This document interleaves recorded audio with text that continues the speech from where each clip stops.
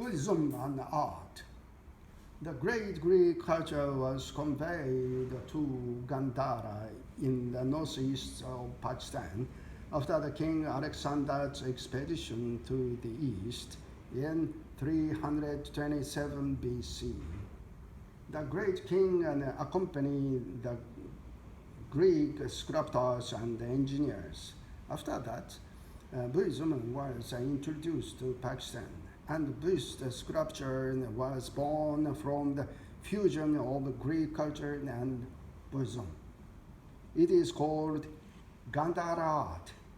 At the beginning, the engineers created a relief with theme of Buddha's story on stone. The theme of stone relief changed as Buddha statues, expressing Buddha's penance. The Greek culture prospered in India during the 1st and the 3rd century, and the paintings or the statues with the image of Buddha's plump figure became popular during the Gupta dynasty, 4th and the 6th century. They then influenced the Buddhist art in China, Korea, and Japan.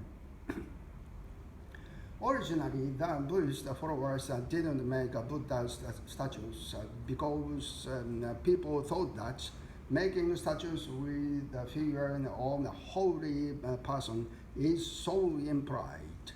As a result of the statues, however, the number of Buddhist followers then increased.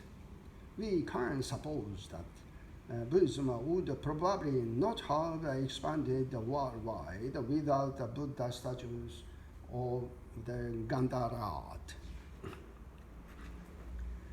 Let's compare the Buddha statues in India with the image of Egypt or Greece.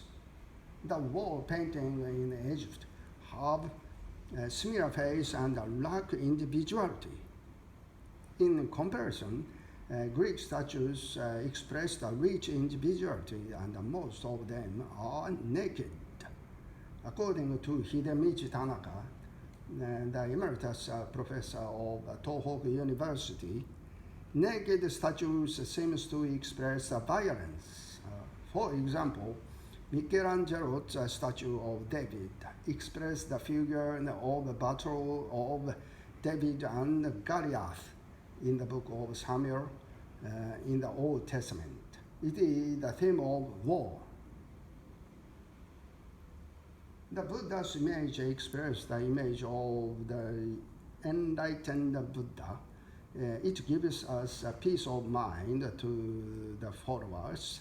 In Zen, praying for Buddha is training to awake our inner world. Thus, Buddhist art makes us peaceful. When I visited the Kyoto guest house in January 2005, I was guided by Sayoko Eri, one of living national treasure as a Kirikane gold leaf artist. I commented to her, it cannot make a striking difference between the color of yellow and gold if gold leaf is put on a Japanese cypress. Sayoko answered me, it is all right. Japanese cypress will change color to brown after more than 400 years, but gold leaf never changes. So, the glitter will look better than now. We make high quality works that will become a national treasure or important cultural properties. Moreover, she said, there are lots of difficult problems in the world that cannot be solved by politics or religions. However, culture can solve them and has strong power. 15 years have passed since then. Sayoko's words are my motto even now. Our mutual understanding through culture is what we need to learn for our future, I think. On October 3rd, 2007, Saiko Eri visited Avignon Cathedral in France with her husband, and there she passed away by subarachnoid hemorrhage. She had a plan to make a kirikane art by applying gold leaf on the stained glass of Avignon Cathedral.